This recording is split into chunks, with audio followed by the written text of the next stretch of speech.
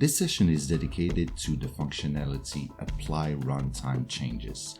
I am in the Energy Editor, and based on the Energy Editor version that you are running, it's either located here in the Workspace File menu or located up there in the Workspace Playback Controls.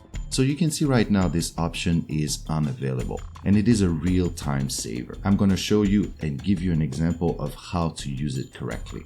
First thing, I am going to start with this little scene here. I'm going to select the camera and then invert the selection and jump straight to the material. I have my default material that is applied on every surface in this scene, and under shader, user variable, these are the uniform variable that this specific shader is using internally. And with my selection here, I am going to click this little button here that is going to transfer those variables and convert them into a member variable. So as a result, I'm going to be able to set each and every of these parameters on a per object basis. So I am going to click, and now if I select an example, this guy, I'm going to go under object properties and then member variable. And you can see that now I can change the base color of this specific object.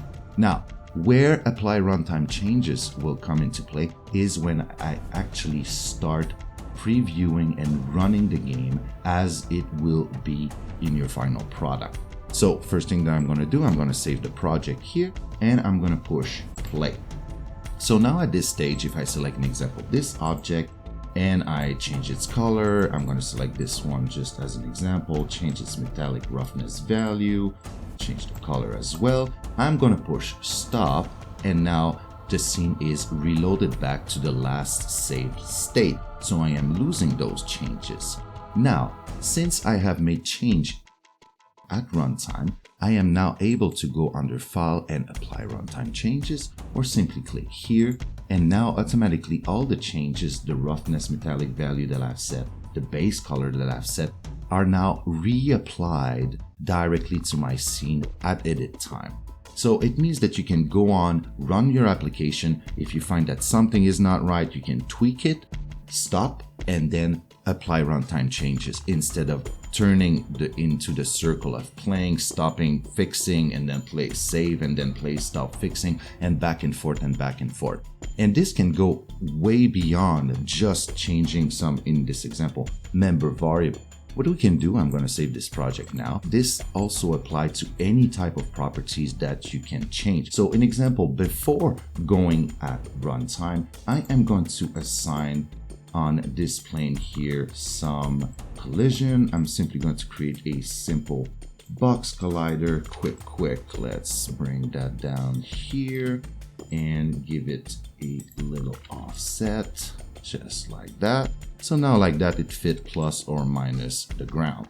I am going to click File and Save, and this time I'm going to again run my application.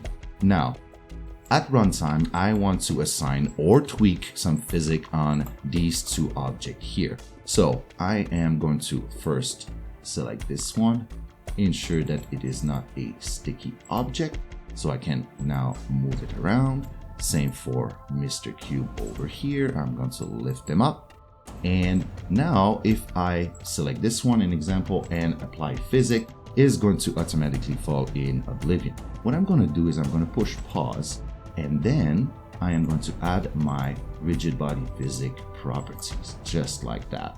And as I unclick to start, I have now my sphere that is fully operating. I'm going to repeat the same process for Mr. Cube here. Select Mr. Cube, add physics rigid body, add collider box.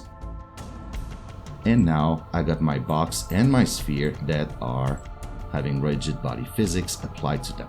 If I push stop, now I do not have physics and they are back as static object. This is where Apply Runtime Changes come along. I am going to click on these guys, and as you can see, they are placed back exactly the same way I placed them when I was at runtime, and now holding shift and push play, which means that I'm going to save and then start running. We can see that now my cube and my sphere are behaving exactly the way I set them at runtime. So it is a real-time saver that you can go on your level, go on your scene, and move around, fix and tweak little things around. And as you're done, you simply have to push stop, apply changes, and everything that you have modified will be taken in consideration. Simply file and then save, and it will be saved as a part of your project.